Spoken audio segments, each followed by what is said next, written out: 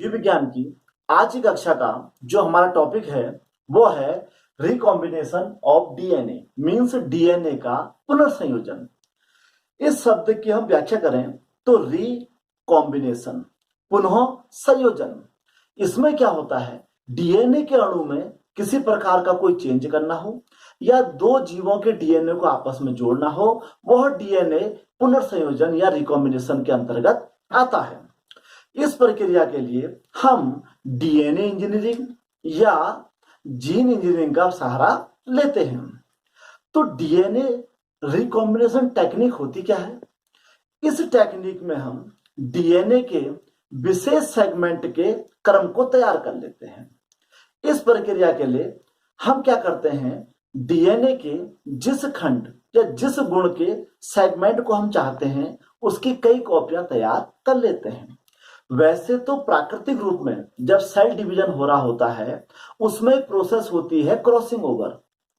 उस प्रक्रिया में भी डीएनए के नए सेगमेंट तैयार किए जाते हैं। पर डीएनए रिकॉम्बिनेशन से हमारा तात्पर्य है कि हम डीएनए के इच्छित सेगमेंट की कई कॉपियों को तैयार कर सकते हैं। इसमें हम क्या करते हैं, कुछ पौधे या जीवों जिनके हम सेगमेंट की कॉपियां बनाना चाहते हैं, इस प्रक्रिया के द्वारा उनकी कई कॉपियों को तैयार किया जा सकता है। अब डीएनए कॉम्बिनेशन होता कैसे है, इसको हम ऐसे समझते हैं। अब इसका पहला प्रोसेस है वह है प्रिपेयरिंग ऑफ डीएनए सेगमेंट। तो रिकॉम्बिनेशन ऑफ डीएनए का पहला स्टेप है प्रिपेयरिंग ऑफ डीएनए सेगमेंट। सबसे पहले हमने उस डीएनए के सेगमेंट को तैयार करना है जिसकी कॉपी को हम चाहते हैं।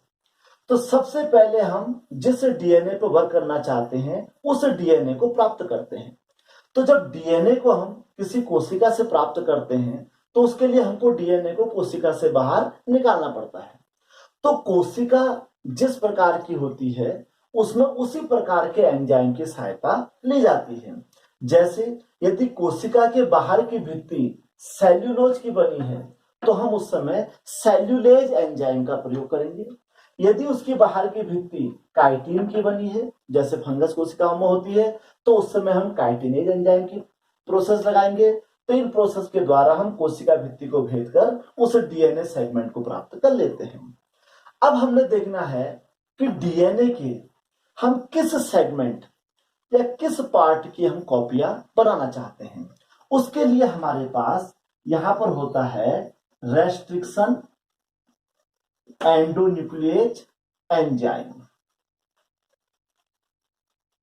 ये पेपर में बहुत बार आता है बोर्ड परीक्षा में, क्योंकि ये परीक्षा में इस प्रकार पूछा जाता है कि मॉलिक्यूलर सीजर या रासायनिक चाकू किसे कहते हैं। तो रेस्ट्रिक्शन एंडोन्यूक्लिएज एंजाइम, इसको हम मॉलिक्यूलर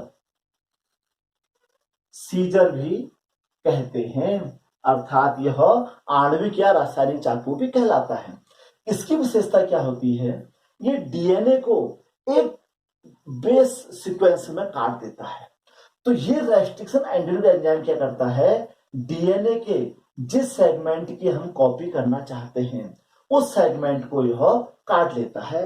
कई प्रकार के रेस्ट्रिक्शन एंडोन्यूक्लिएज एंजाइम इस समय हमारे पास मौजूद हैं। तो सबसे पहले प्रोसेस में हम क्या करते हैं, जिस डीएनए के जिस सेगमेंट की हम कॉपी बनाना चाहते हैं उसको रेस्ट्रिक्शन एंडोन्यूक्लिएज एंजाइम के द्वारा उसको कट कर लेते हैं। दूसरा स्टेप इसमें आता है, इस जो हमको सेगमेंट हमने हम काट लिया है, joining the segment with plasmid vector. जो दूसरा हमारे पास है वो है कि हम इस डीएनए सेगमेंट को किसी प्लाज्मिक वेक्टर से जोड़ देते हैं। यह सबसे महत्वपूर्ण भाग है। प्लाज्मिक वेक्टर से हमारा तात्पर्य है कि जीवाणु कोशिकाओं के अंदर न्यूक्लियस के बाहर यह डीएनए का डबल स्ट्रैंडेड एक अणु होता है जिसे प्लाज्मिड कहा जाता है। यह केंद्रक के बाहर होता है, एक्स्ट्रा न्यूक्लियर है। और यह कोशिका जब विभाजन होता है उसके अलावा ये 100 मीन्स इसके अंदर खुद द्विगुणन या रेप्लिकेशन करने की क्षमता होती है। यह जो प्लाज्मिड होता है, इस प्लाज्मिड के पास साइट ऑफ रेप्लिकेशन होता है, जिसे ORI ओरिजिन ऑफ रेप्लिकेशन भी कहते हैं। ये इसकी रेस्ट्रिक्शन साइट होती है, अर्थात जहां पर इसको कट किया जा सकता है। तो प्लाज्मिड एक विशेष प्रकार का डबल स्ट्रैंड डीएनए है जो कि कोशिकाओं में न्यूक्लियस के बाहर पाया जाता है और इसके अंदर खुद ब खुद रेप्लिकेट करने की क्षमता होती है। तो हम क्या करते हैं, जीवाणु कोशिकाओं से या बैक्टीरियोफेज वायरस से इस प्रकार प्लाज्मिड को प्राप्त कर लेते हैं। अब जिस रेस्ट्रिक्शन एंडियोन्यूक्लिक एंजाइम द्वारा हमने डीएनए के किसी स्ट्रैंड को कट किया था, उसी के द्वारा हम इस प्लाज्मिड को भी कट कर लेते हैं। और जब इसको यहां पर कट कर लेते हैं तो इस डीएनए के सेगमेंट को इस प्लाज्मिड में जोड़ दिया जाता है। यहां पर इसको हम ये जोड़ देते हैं। इस प्रकार इस सेगमेंट को प्लाज्मिड के साथ ज्वाइंट कर लिया जाता है। इस कार्य के लिए हमको लाइगेज एंजाइम यहां पर सहायता करता है। अब जो प्राकृतिक प्लाज्मिड होते हैं उनमें एक अच्छे वेक्टर मतलब जो इस सेगमेंट को आगे को ले जाएगा, इसे प्लाज्मिड कहते हैं। सारे गुण नहीं होते हैं, इसलिए सबसे पहले जेनेटिक इंजीनियरिंग द्वारा इस कैरेशिया कोलाई, यह एक जीवाणु है, इसके द्वारा एक सबसे पहला जो आर्टिफिशियल प्लाज्मिड बनाया गया उसको PBr322 कहते हैं। यह परीक्षा में कई बार पूछा जाता है। यहाँ P जो होता है वह काहे के लिए स्टैंड होता है, प्लाज्मिड के लिए, और जो B और R हैं वो क्रमशः बोलीवर और रॉड्रिगेज यानी कि जिन साइंटिस्टों ने इसको बनाया उनके नाम पर है। और जो 322 है यह इसको अन्य प्लाज्मिड से डिफरेंस यानी कि भिन्न रखने के लिए नंबर दिया गया था। तो सबसे पहले जो हमारा प्लाज्मिड बनाया गया था इस कैरेशिया कोलाई के जीवाणु की सहायता से, उसे PBr322 कहा जाता है। तो सबसे पहले हमने डीएनए सेगमेंट जिसकी कॉपियां बननी है उसको प्राप्त कर लिया। उसके पश्चात प्लाज्मिड में कट लगाकर लाइगेज एंजाइम की सहायता से उस पर्टिकुलर डीएनए सेगमेंट को हमने प्लाज्मिड में जोड़ दिया। जब हम प्लाज्मिड वेक्टर में डीएनए के सेगमेंट को जोड़ देते हैं उसके बाद हम क्या करते हैं, इसे इंसर्शन मींस उस होस्ट सेल में इसको ट्रांसफॉर्म कर देते हैं। इसलिए इस प्रोसेस को ट्रांसफॉर्मेशन कहा जाता है। जब उस प्लाज्मिड वेक्टर में हम डीएनए सेगमेंट को जोड़ देते हैं उसके बाद उसको होस्ट सेल के अंदर ट्रांसफर कर दिया जाता है। इस प्रोसेस को ट्रांसफॉर्मेशन कहते हैं। अब हमें यह ध्यान रखना है कि जब होस्ट सेल में हम किसी डीएनए को एंट्री कराएंगे तो होस्ट सेल उस डीएनए को एक्सेप्ट नहीं करती है क्योंकि डीएनए किसी और सेल का था। पर चूंकि जो प्लाज्मिड है वो उस होस्ट सेल का ही भाग है, इसलिए प्लाज्मिड के साथ वो डीएनए सेगमेंट जा रहा है। इसलिए यह सेल जो होती है उस जो बाहर से डीएनए आ रखा है उसको एक्सेप्ट कर लेती है। इंसर्शन के बाद अगला हम क्या करते हैं, कल्चर। अब हम इस सेल को अंदर कल्चर कर लेते हैं।